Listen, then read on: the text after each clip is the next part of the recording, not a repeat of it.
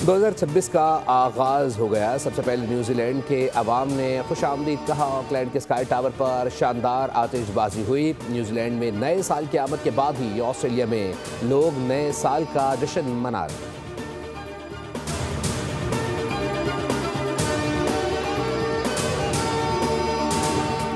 कैसा रहा 2025? बोल के खुसूसी ट्रांसमिशन। साल भर में पाकिस्तान की कामयाबियों, अहम वाक़यात, मईशत, सियासत, खारजा मुल्क का अहाता किया गया। मारूफ तजियाकारों और बोल के एंकर्स ने 2025 के दौरान पाकिस्तान में होने वाली इस्लाहात और उनके नताज पर रोशनी डाली।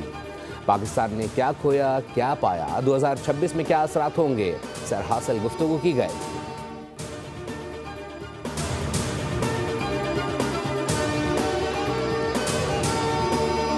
वज़ीर दाखिला सिंजार ने कहा है कि नया साल अमन, सलामती और खुशहाली की नवीद लेकर आएगा। उन्होंने हवाई फायरिंग से मुकम्मल गुरेज की हिदायत करते हुए खबरदार किया कि खिलाफ वर्जी पर सख्त कानूनी कार्रवाई की जाएगी।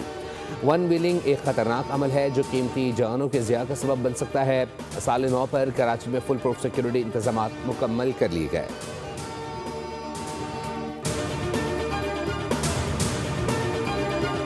कराची में अब डबल टेकर बसें चलेंगी। सीनियर सूबाई वज़रा शर्जील मेमन और नासिर हुसैन शाह ने बसों का इफ्तिताह कर दिया। शर्जील मेमन ने बस में मुख्तसर दौरा किया। कहते हैं आगाज़ में 5 बसें लाई गई हैं जो मुख्तलिफ रूट्स पर चलेंगी।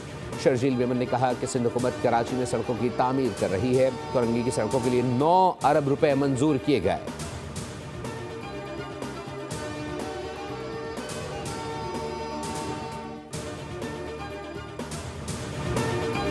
साबिक बांग्लादेशी वज़ीर आज़म खालिदा ज़िया का जनाजा ढाका में अदा किया गया। मुफ्ती अब्दुल मालिक ने इमामत की।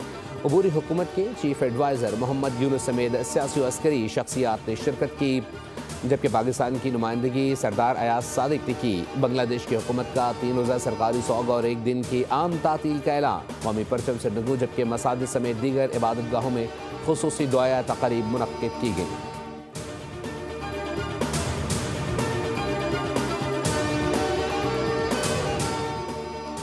और ढाका में स्पीकर अयाज सादिक की भारतीय वज़ीर ख़ारजा से मुलाकात।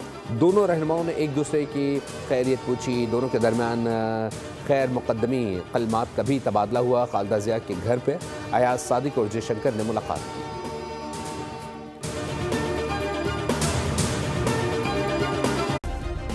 सब्सक्राइब करें और बेल दबाएं ताकि कोई खबर रह न जाए।